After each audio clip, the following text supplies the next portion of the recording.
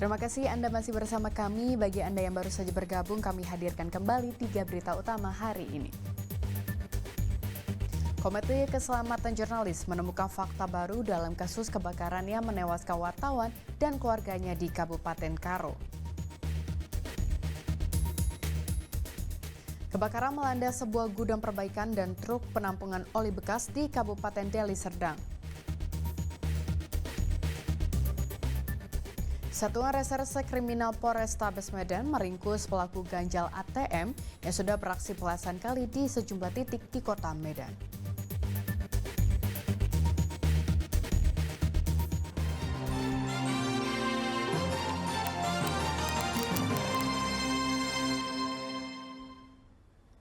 Satuan Reserse Kriminal Polrestabes Medan meringkus pelaku ganjal ATM yang sudah beraksi belasan kali di sejumlah titik di kota Medan.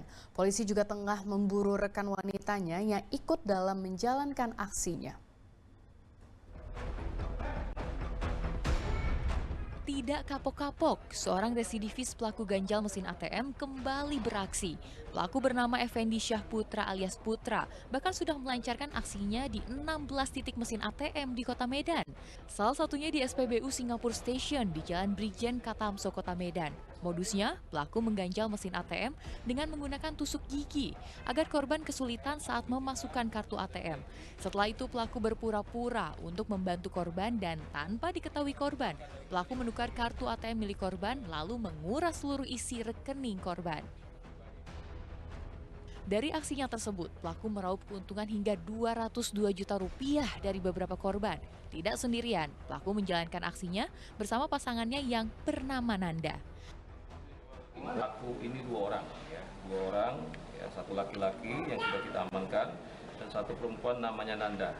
Jadi mereka ini sebelum melaksanakan mereka akan survei di beberapa titik mesin ATM yang ada di dalam Indomaret.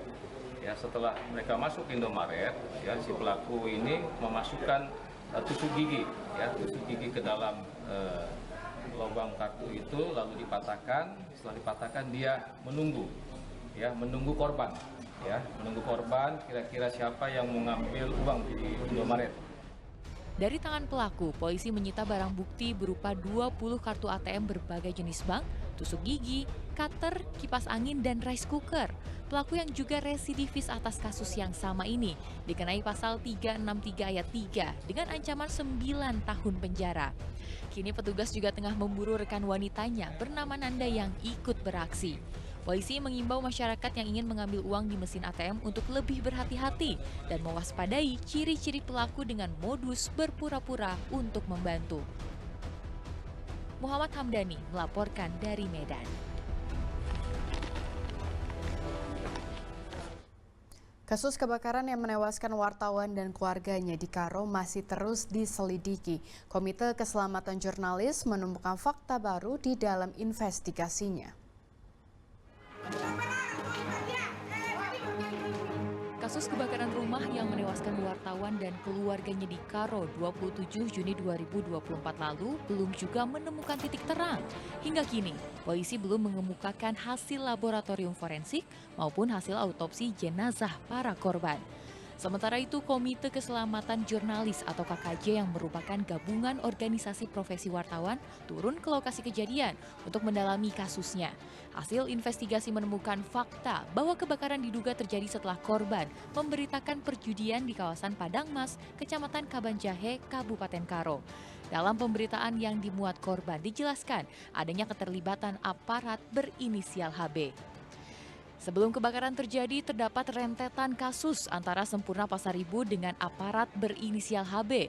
Oleh karena itu, tim KKJ Sumatera Utara meminta Kapolda Sumut dan Panglima TNI untuk mengusut tuntas kebakaran berujung maut tersebut. KKJ juga mendorong semua jurnalis di Sumut agar bekerja secara profesional dan menaati kode etik jurnalistik. Ada beberapa kejanggalan yang menjadi catatan kami. Yang pertama itu adalah sebelum kebakaran, korban itu sempat menuliskan berita tentang perjudian yang diduga dikelola oleh aparat militer. Kemudian fakta yang kami dapat di lapangan sebelum kasus kebakaran itu, korban ini sempat mengamankan dirinya karena ada merasa terancam yang diduga akibat pemberitaan itu.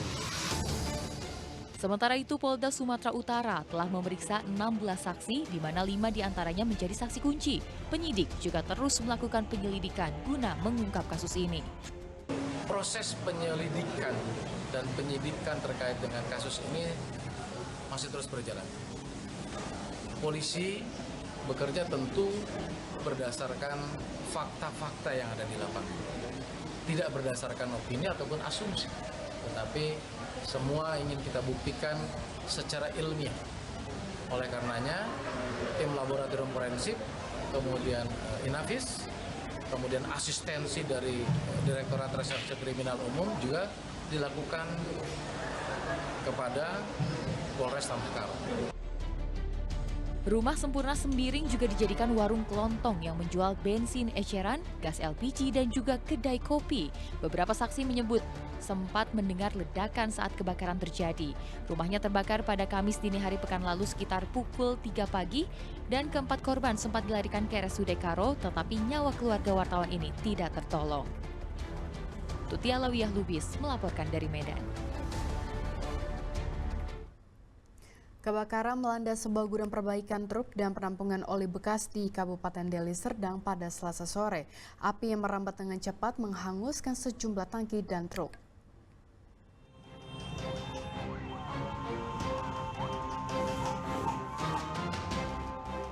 Kobaran api dan kepulan asap tebal membumbung tinggi dari dalam gudang perbaikan mobil truk dan penampungan oli bekas di Jalan Sampali, Desa Pematang Johar, Kecamatan Labuhan Deli, Kabupaten Deli Serdang. Kejadian tersebut sempat membuat warga sekitar panik lantaran sebelumnya terdengar ledakan dari dalam gudang. Akibat kejadian tersebut, sebanyak 2 unit alat berat forklift, tangki, dan 1 truk tangki turut terbakar. Kepala Dusun Agus Susanto mengatakan dirinya tak mengetahui pasti dari mana sumber api muncul. Sejumlah material dalam gudang seperti oli, ban, dan tabung gas membuat api cepat merambat dan menghanguskan gedung. Saya sudah bicara sama yang di dalam, yang bekerja pada saat ini api terjadi. Mereka tidak ada menyampaikan, jadi masing-masing mungkin nggak tahu dari mana asal api. Itu yang saya dapat sampaikan, Pak. Untuk korban ada nggak, Pak? Belum, Pak. Belum ada terdeteksi korban. Tadi ada sempat terdengar ledakan sebelum terjadi kebakaran, Pak? Ada sih, karena kan memang apinya itu kan saking banyaknya api tadi itu ya mungkin sebagian entah ada sisa oli ataupun ada tabung gas seperti itu, Pak. Api baru bisa dipadamkan 3 jam setelah 5 unit mobil pemadam kebakaran dari Kota Medan dan Pemkab Deli Serdang diturunkan ke lokasi. Diduga api berasal dari percikan api las saat pekerja memperbaiki sebuah truk di dalam gudang. Akibat peristiwa tersebut, kerugian diperkirakan mencapai miliaran rupiah. Muhammad Hamdani melaporkan dari Medan.